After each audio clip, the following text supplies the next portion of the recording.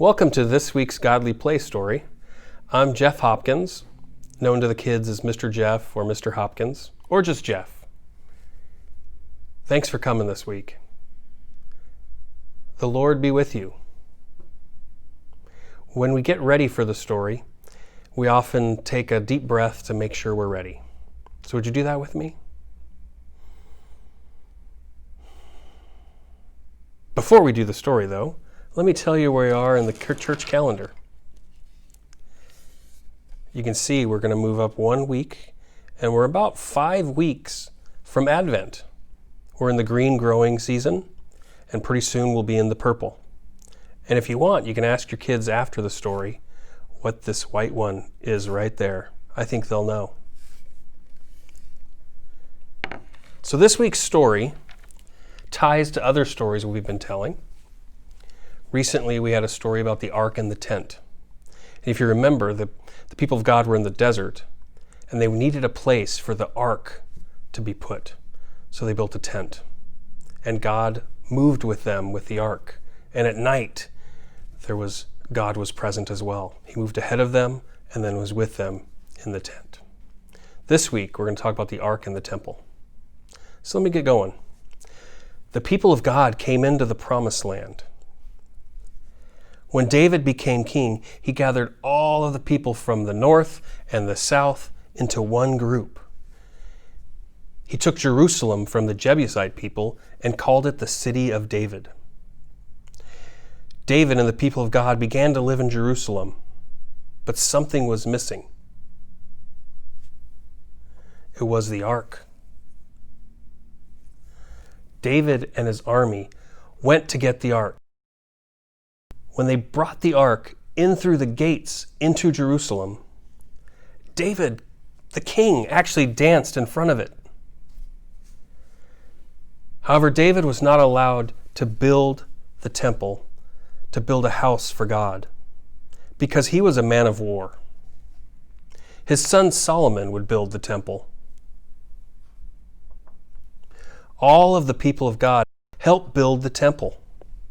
Some went to the north, to Lebanon, to cut down and bring home great cedar trees. Some cut stones out of the nearby mountains. They prepared the wood and the stone to begin building the temple. The temple began to grow, and people were amazed. There was a great hall for the people of God so they could come close to God.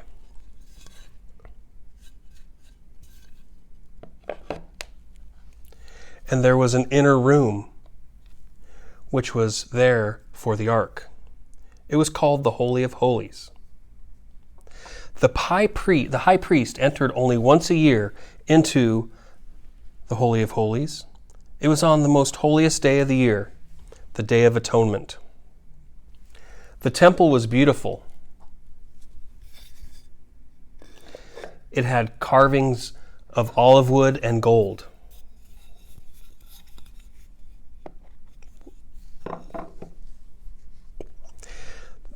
The great timbers of cedar made it smell wonderful.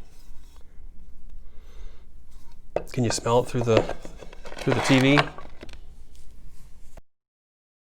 Inside the temple were the same things that helped them get ready to meet God when they were in the desert. The ark was carried inside by the priests. Here is the altar of incense. Fragrant smoke filled the temple as the incense burned.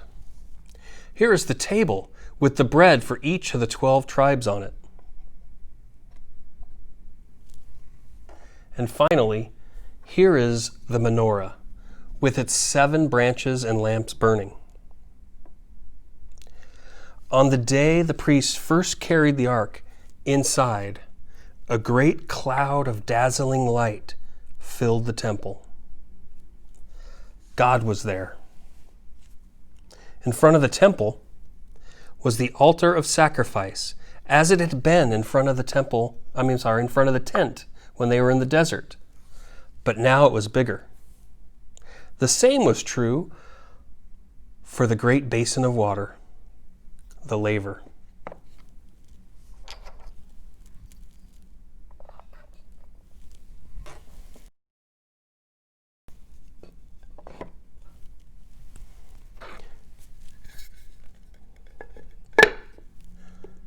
On the day the temple was complete, King Solomon came before all the people and prayed.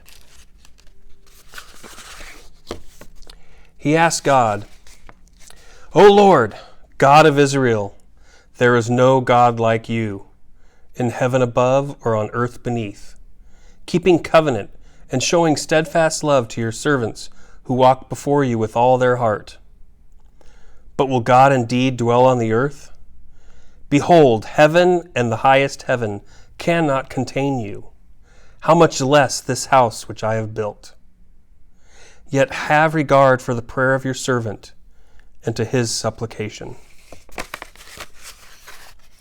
He asked God to allow God's name to abide in the temple. He asked God to make the temple a place for people to pray and to find justice. Solomon ruled well and was wise. Some said he was wiser than anyone in all the world. He ruled for 40 years. His father had been famous for his songs of war, but Solomon was famous for his wise sayings and the temple. Finally, King Solomon died and was buried in the city of David, where his father was buried. And Solomon's son was made king. Now I will ask the wondering questions that we do each week, but be sure to listen to the end because I will be sharing a special wondering question this week. I wonder what part of the story you liked best. I wonder what part of the story is most important. I wonder where you are in the story, or what part of the story is about you. I wonder if there's any part of the story that we could take away or leave out and still have all the story we need.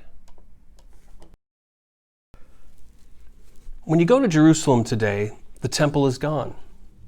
It was destroyed when the people of God were taken into exile.